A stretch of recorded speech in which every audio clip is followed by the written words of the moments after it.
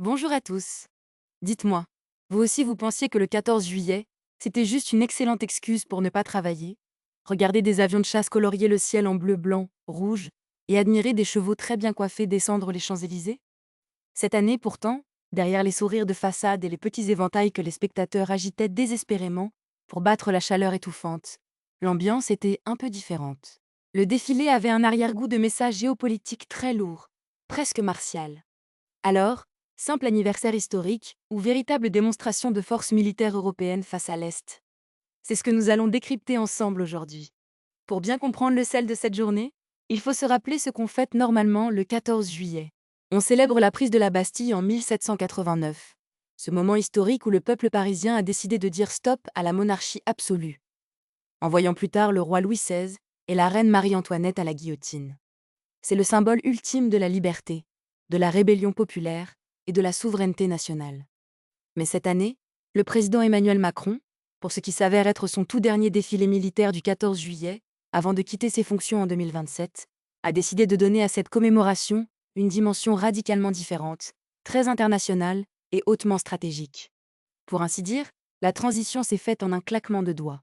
La veille encore, Paris accueillait un sommet crucial, réunissant environ 25 dirigeants de la coalition des alliés occidentaux qui soutiennent l'Ukraine dans sa guerre contre la Russie.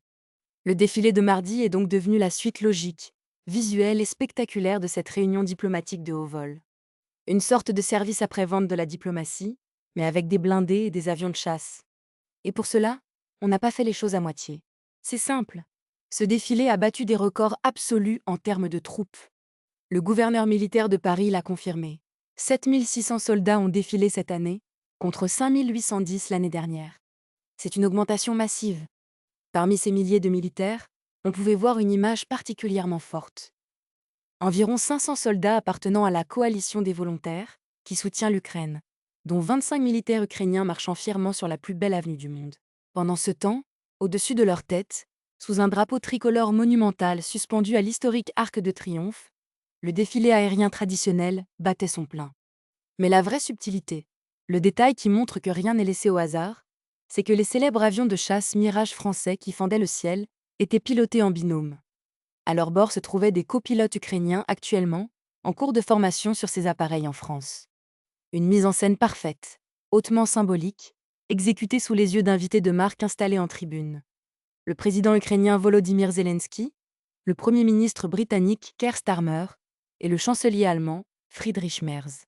Tous invités par Emmanuel Macron pour observer ce déploiement de muscles. Cette démonstration intervient à un moment critique. L'Ukraine fait face à de graves pénuries de munitions et à des frappes russes de plus en plus intenses sur sa capitale, Kiev, et ses régions environnantes. C'est d'ailleurs pour cela que les Alliés ont annoncé, lors du sommet de la veille, la création d'une coalition pour la défense aérienne. Le défilé militaire est donc devenu la vitrine physique de cette alliance politique. Mais alors, quel est le vrai message derrière ce faste militaire et ces uniformes impeccables? Un conseiller de l'Élysée a résumé la situation aux journalistes en expliquant que ce défilé historique, de par sa dimension internationale, envoyait un signal fort pour montrer que l'Europe se réveille et prend conscience de la dangerosité du monde. C'est là toute l'ironie de notre époque. On utilise un anniversaire révolutionnaire, fondé sur la chute d'un pouvoir autoritaire, pour rassurer nos alliés et montrer nos muscles à nos adversaires. Et le message est bien passé de l'autre côté de la frontière. Le Kremlin a immédiatement fait savoir qu'il surveillait de très près la réunion de cette coalition des volontaires et les événements de Paris. Nous assistons en réalité à une immense pièce de théâtre géopolitique où chaque pas de tir, chaque avion de chasse et chaque poignée de main entre dirigeants est calculé pour faire passer un message de dissuasion. Mais au-delà du symbole, des beaux discours et des uniformes d'apparat, une question cruciale demeure. Ce spectacle de solidarité européenne sur les pavés parisiens suffira-t-il à compenser le manque cruel de munitions sur le vrai front? Les symboles sont puissants, mais ils ne tirent pas de missiles. Et vous, qu'en pensez-vous? Pensez-vous que cette démonstration de force européenne sur les Champs-Élysées est un signal de dissuasion efficace ou une simple mise en scène politique pour rassurer l'opinion? Partagez vos impressions et vos analyses dans les commentaires ci-dessous. N'oubliez pas de vous abonner à la chaîne pour ne manquer aucun de nos décryptages politiques, de laisser un pouce bleu si la vidéo vous a plu et d'activer la cloche de notification.